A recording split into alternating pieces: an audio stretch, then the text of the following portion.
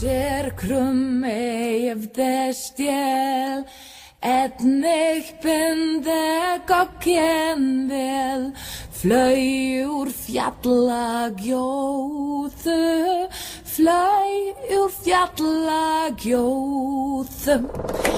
Vítir yfir byggt og búr, að bæjum fyrr en vatnið hjúr, vævar vængjum skjóðu, vævar vængjum skjóðu.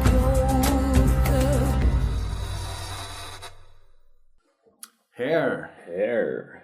So, the musical. long beautiful hair. We will start with mixing the color for the hair.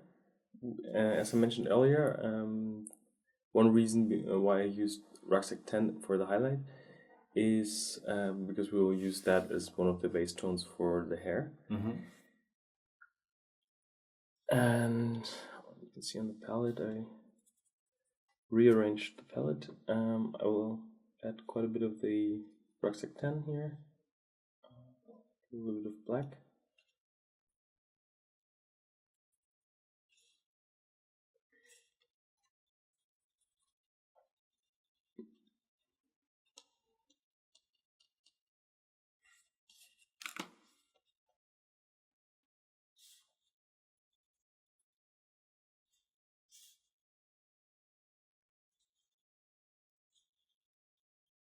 Okay, so we want to have a darker medium tone to start with the hair, because we will work with washes and glazes later to get it darker. So we need room to both sides.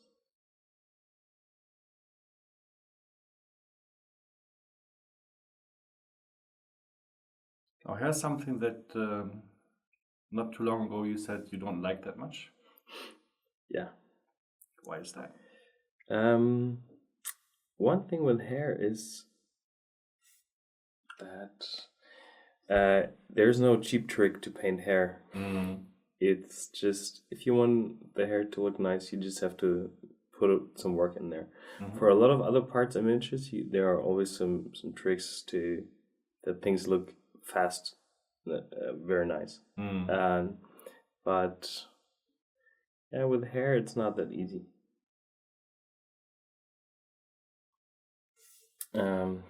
It also really depends on how the hair is sculpted. Yeah. And you have to adjust the way how you paint actually hair to the way it's sculpted, because you cannot paint all the hair in the very same way. I completely agree with you. I think the way hair is sculpted is a very, very big factor. Now on her, also due to the scale, I guess, the hair is really well done. Yeah, the hair is amazing. Yeah. Also, that is one thing I think the Korean sculptors really mastered this, to really get all that fine detail in the cloth and also the hair. It's really amazing.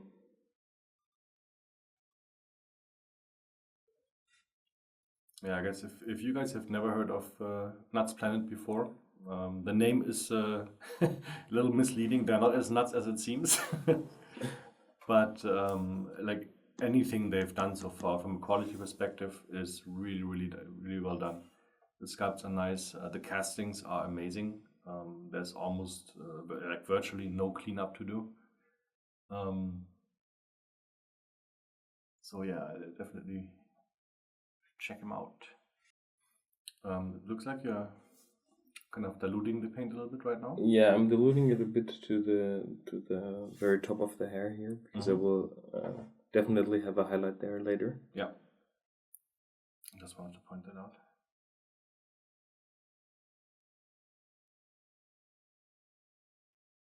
So basically what you're doing is make sure that the white shines through more these parts.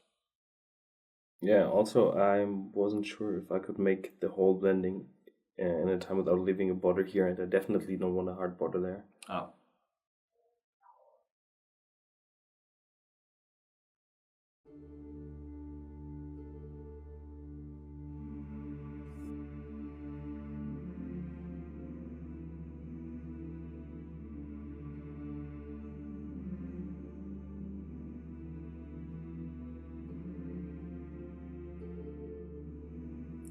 I think this is really something where one of the reasons why you're fast is that even with the first base coat, or even with the first couple of layers, you are already creating volumes where nobody else probably would have created volumes. We've seen this on the Papa Jumbo video, for example, when you did the skin on the black base coat, where your first color was just sitting on the highlights, and then you did the second go, and the third one then actually covered everything. Of course, this will speed up the overall painting process because you've pretty much already done stuff that you would do otherwise later. Yeah, and it also helps you to while you're just painting the base color, that already helps you to kind of get an idea where you want to put the highlights. Yeah. So I think I will just continue with putting on that base color in just the same manner off cam, because it's really nothing special about that. Right. And we'll be back once that is done. Also, one important thing is to get that hairline here working really good, because it's the connection to the face. Yeah. It's quite an important step, but we will do that after we put the base color all over the hair. Okay, great. All right. So as you can see, I've painted the color on the hair. I just painted the base color a little bit darker by mixing a little bit more black into the mix on the lower side, because that will be pretty much covered by the huge shield anyways afterwards. So we don't need actually a lot of highlight color back there. As the next and very important step, we will take care of the transition between the forehead and the hairs. Very, very important step. We had this discussion on our Slack chat yesterday. Yeah, and maybe you've noticed I've just painted a little bit over the edge of the hair with the skin tone, with the highlight, just to make sure I don't have any dark border up there or any of the grain from the foundation left. And now I just carefully kind of draw in the hair.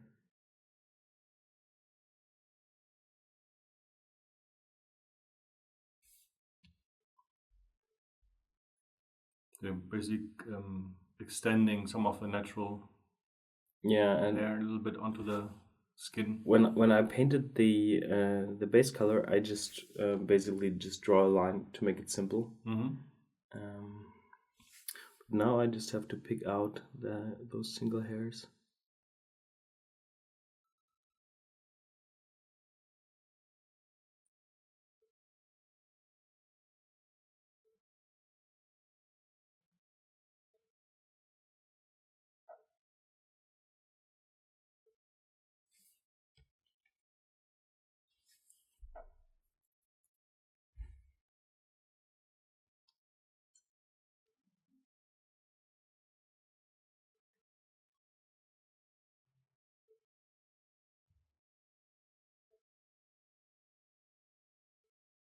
So it's very, very tiny, just gives a little bit of a fuzzy line if you want.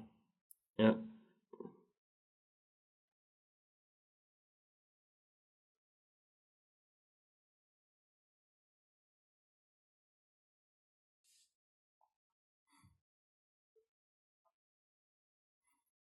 This depends a little bit also on the style of hair. Like with her hair, of course, it's kind of a very strict line because it's kind of going backwards in this area.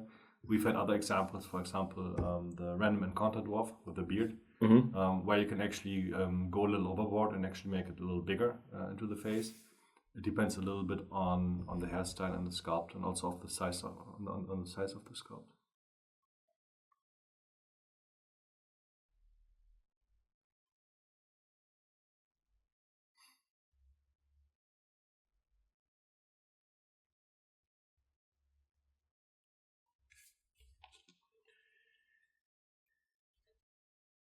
I'm mixing a darker color also here to the side to get a nice transition with the hair, and already to kind of give the first shadow with that as well.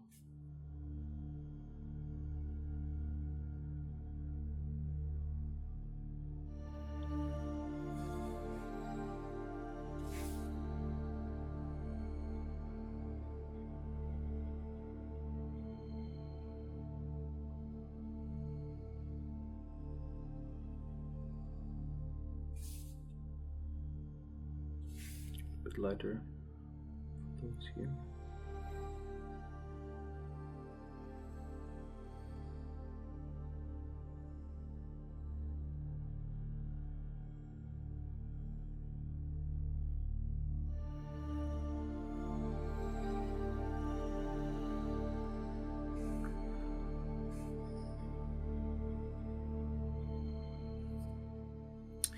I think as a next step, actually, it's a matter of taste if you go for a wash or if you start with the highlights. I think I will start with the highlights to check out how the general brightness of the hair should be, and then tone it down in the shadows afterwards. Okay. So if you were to do a wash, or are you going to do a wash after? I will do a wash afterwards. Okay. anyways. Right. Sorry.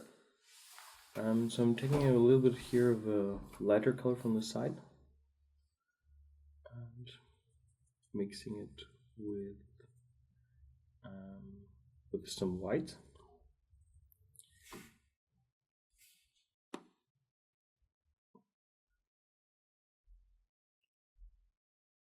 And putting also some white into the tip of the brush. So you're really just trying to touch the raised areas there. Everything that kind of sticks out and catches light.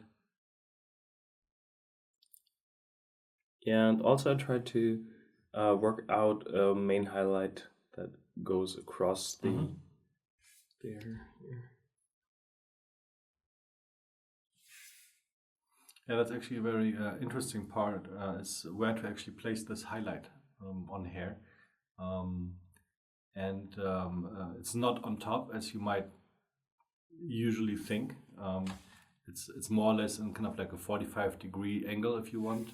So the light that bounces off the hair into your eye, it's not from the top of the hair, it's actually kind of everything that's in the general 45-degree area, if that makes sense, I guess. And you see this on comic drawings, on manga drawings all the time, that they have this light exactly there. Yeah, it's quite a dramatic and also somewhat illustrative style of painting hair. I think that works actually quite nice also with the strong contrast on the figure in general.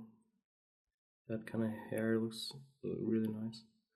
Also on pictures, it's just fantastic. Sometimes it's a little hard to make it work also 100% in real life. Yeah. Because you don't have that one side that just looks perfect. Yeah. It's actually, if you look at hair product boxes, they always Photoshop these lights into the hair. That's actually a very good pointer if you want to find out how to highlight hair.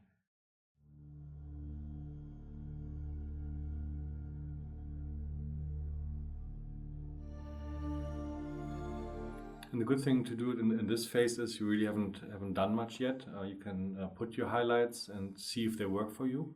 And if you find out, well, maybe it's in the wrong spot or it's not consistent or whatnot, you can always go back with the base color and do it again in this area. Yeah. Or just correct single parts. It's not, you haven't really lost much work. No, and you can again work area by area, and you don't have to focus on the whole hair. Just keep in mind that you want the highlights to be from the same direction.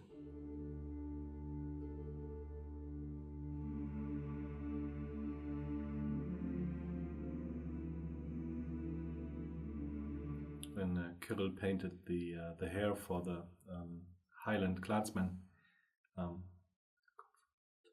he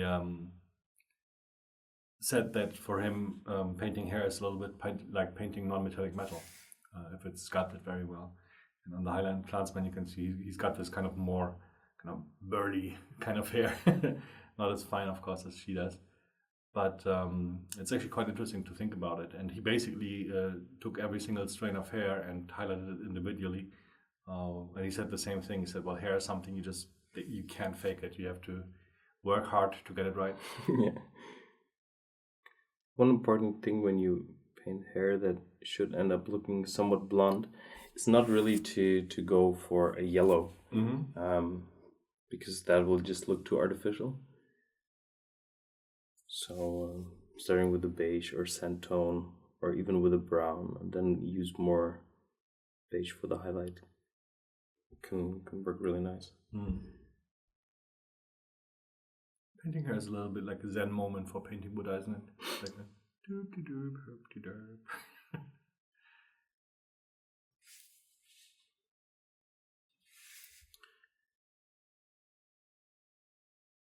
Yeah, again, painting hair is something that just takes a little bit of time. And you have to get really a good feeling for the contrast. I think here at this stage, actually going for a little too much contrast is probably going to be easier and better than going for too little. Because if you go for too little, you'll kind of have to go back strand by strand, hair by hair to kind of pop it out. And if you're going a little too much, then you can always tone it down with a couple of glazes. Yeah, that's true. But yeah, I think still try to... Yeah, I mean, being just right is going to be, of course, the best solution, because then you don't have to do anything and you can move on to the next area.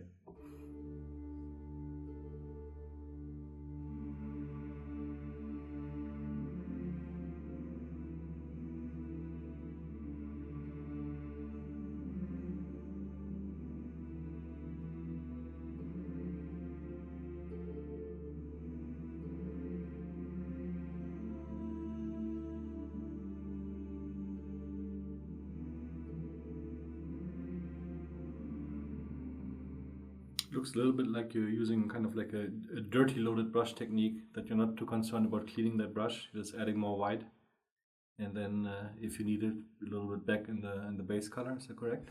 Yeah. So you're not using the loaded brush just to create the blending. It's more like, well, if there's some color still left, we're going to use that.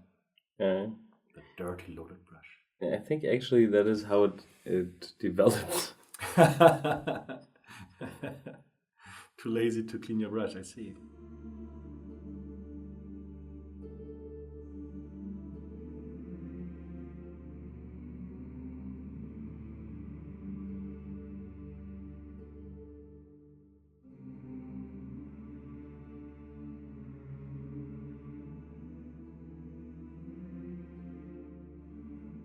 Okay, so yeah, you can see the effect of the highlight is quite strong.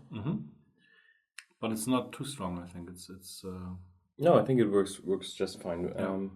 But it's strong. It's for a lot of people. If you paint hair that is very glossy, it looks like that, and some people think like, maybe it's a little too glossy. Sometimes get comments like, oh, L'Oreal Vikings, or the L'Oreal Berserker. But once we add also the wash, you will see that even though it's more contrast, it will look not as shiny as it is now, because you will also introduce another color.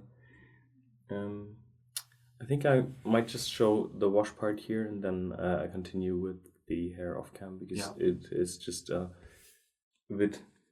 It is a zen moment, but it can also be boring after a while. So I think we actually did show a lot of this right now, and also uninterrupted, which I believe is going to be helpful for a lot of people. Yeah, and I think being able to see, when you see the highlights in the end on everything, we should be able to understand what's going on there. So if you could you continue with the highlights all over, or would you do the wash now usually? I think usually I would do the wash now to see if it works, Okay. Or not, and then I would continue. All right, let's do that then. Okay. We will use some diluted strong tone wash from Ami Painter.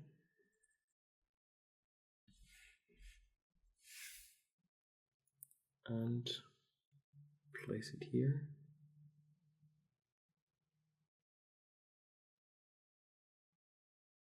It's not very diluted though, is it? It is diluted. It is quite strong itself. That's why it's called strong tone, I guess. Now, just with a wet brush, pull it out.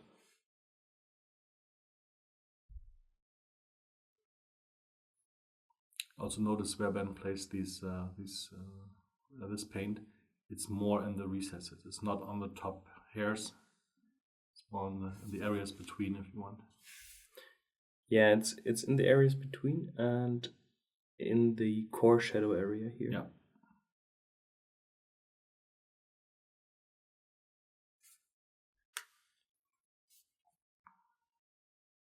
An important thing here is really to pull it out with a clean brush later, or you're gonna have nasty borders.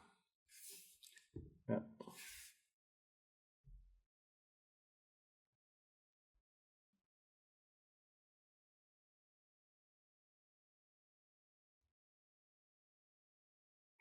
And even though you said that painting hair it just takes a long time, and of course it does take a long time.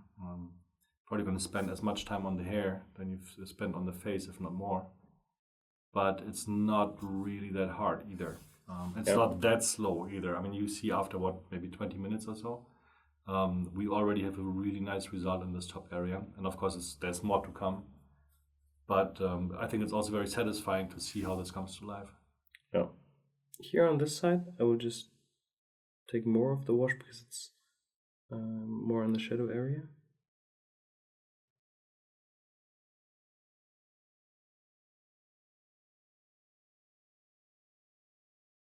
And it looks very strong also when it's wet. It's going to tone down a little bit when it's drying, right?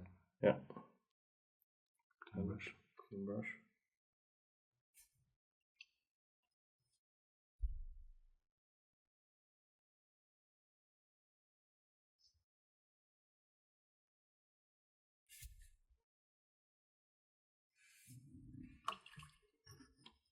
Okay, you can see here it's already dry. Yeah. It already lost some of that contrast. And some really, really cool volume. Yeah. And this wash doesn't have too bad of a satin effect either. No, it's actually it dries off quite flat. It's a bit like the old Devlin mud from Game Show. Yeah. So yeah, I really like that kind of contrast. I think it looks really nice and blonde. I will continue like that on the rest of the hair. I guess really that will take me about 2 hours or so. But we'll let you know once I've done this, how long it actually took me. And I'm almost a little sad it's going to take you so long because I have stuff to do and I won't be sitting here watching you do that. So I'll see that the same way as the viewers see. So yeah, some mystery remains. Please keep in mind that I don't have to spend a lot of effort on the backside because it will be covered by the shield, and the shield is very close to the head. So don't be disappointed if it does not look perfect all the way down there. All right. Okay, great. We'll be right back. All right. She's got beautiful hair. So yeah, you can see I pushed the contrast quite a bit on the hair. Also on the upper part. I really like that reflective blonde look of the hair. You can see I have hardly done anything just here on that major fold in the hair because let's put the arm in place and the shield, and you can see it's very, very hard to see anything. Yeah. But I still like to increase the contrast a little. I already did that here in that area. Yeah. With some soft tone wash, because it's a little bit more saturated. It's a little bit more yellow than the strong tone wash. I will continue with that, especially here around that area.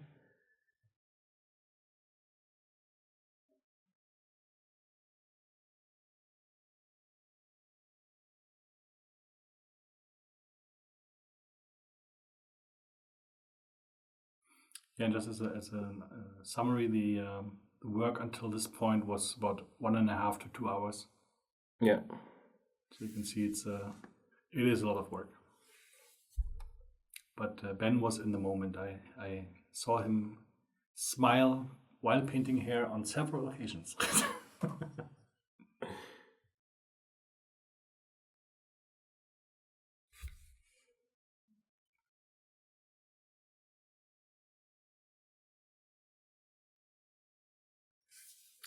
So this is again one step to maximize the contrast in the hair, also to add a little bit of a natural variation in the saturation. Mm-hmm.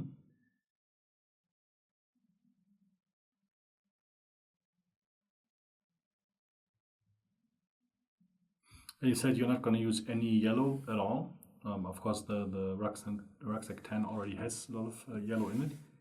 But are there any instances where you actually would use yellow on hair? Maybe if I painted a Rutger Hauer bust. But I think you could It's use like more comic style maybe or something like that? yeah, or I guess, or maybe if I would paint something like elf or Elben hair, Ah, okay. maybe there because one would try to achieve a colder look. Mm-hmm. Yeah, but that contrast enhancement is really, really nice. Subtle, but it's there. Also, the camera picks up the saturation difference a little bit stronger. Yeah. But yeah, I think that is a really nice touch to the hair. Yeah, we've been actually talking about the image on the camera quite a bit, and I think there's a big difference between light catching the lens and us in the studio with 6 lights looking at the miniature. So the saturation actually seems a little higher on the screen than it is in real life. But then again, also that depends as always on the kind of screen you're watching this at. Yeah, definitely. If I put this on my 42-inch here in the office, she's going to be really red in the cheeks, so because it's like a vibrant setting. It's always a little difficult to tell. Yeah, I really like it. Ah, so pretty.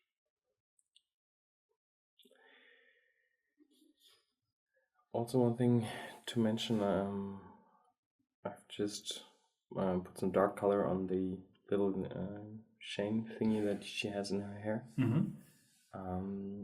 I think I want that later on to look a bit like either some brown chain or some leather ribbon woven into the hair. Mm-hmm. Actually, I'm not sure what it is. It looks like a little chain, but I think we will just add tiny highlights on those.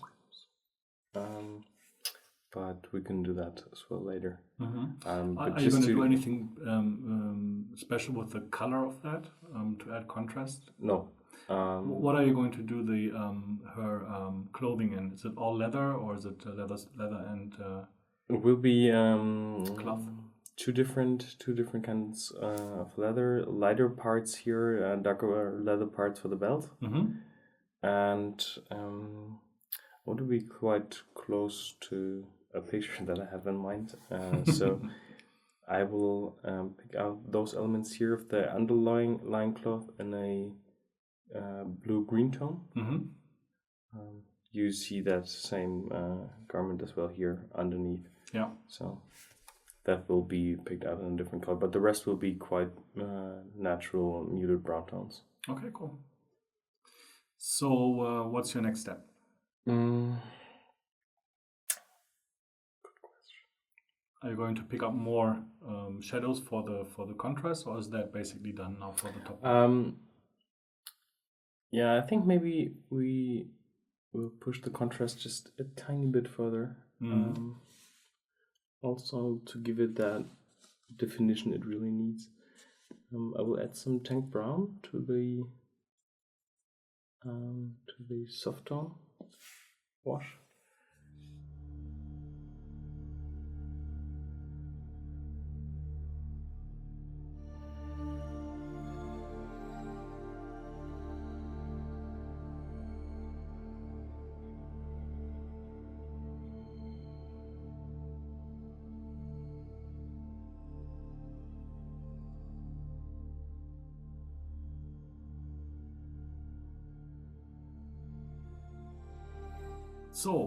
So, next step. Yeah, what do you think about the hair in total? Is it finished at this point? Are you gonna work on it more? No, I think I would call it done now. Okay. Um, I would call it done. I would have called it done after the base course.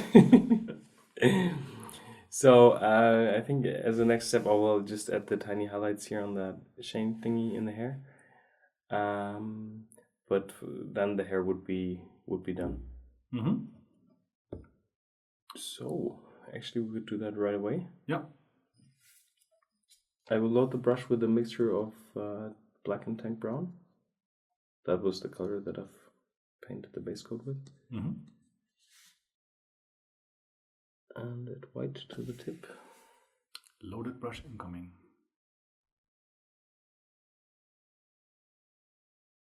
You can see it's actually the tiniest amount of white that he's using there.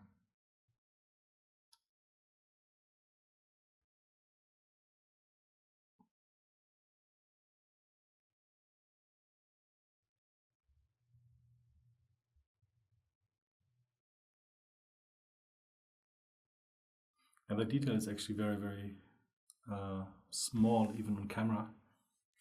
I'm going to zoom in a little bit, but it's hard to actually see. Yeah, but nevertheless, it's actually, well, looking at the sculpture, I was really amazed by that little detail. Mm. Almost looks like a real chain in there. I kind of wonder how he did that. Yeah, maybe you used a real piece of chain. Yeah. But yeah, we still need to highlight that as it's a different material. We want it to look painted once you recognize it on the model.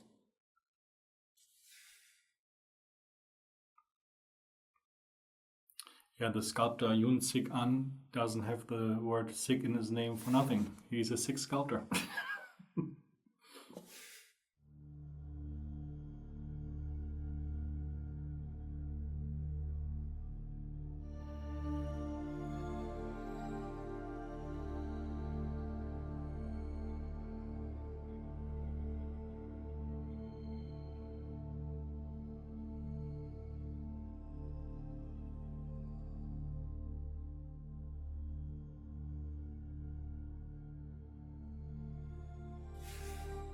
I think as far as technique is concerned, there's really no big secret at what you're doing right now, right? You're just basically picking out the little highlights there. Yeah, I tried to keep those here a little bit bigger because they're more exposed to the light. Mm-hmm.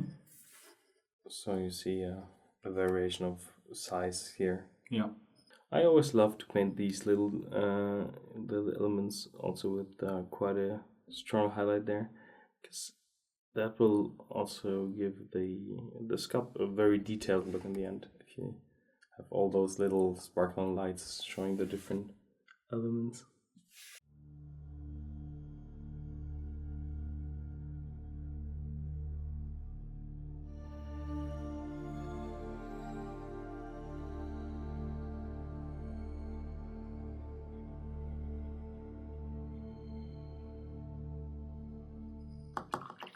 Yeah, they look kind of mysterious in a way. It's like you don't really know what it is, and you'll definitely want to look closer. And then you still probably don't really know what it is. But it's really, really cool. Yeah, I guess in the film it's some kind of ribbon or woven leather band or something. Mm. But yeah, just a tiny bit of separation down here.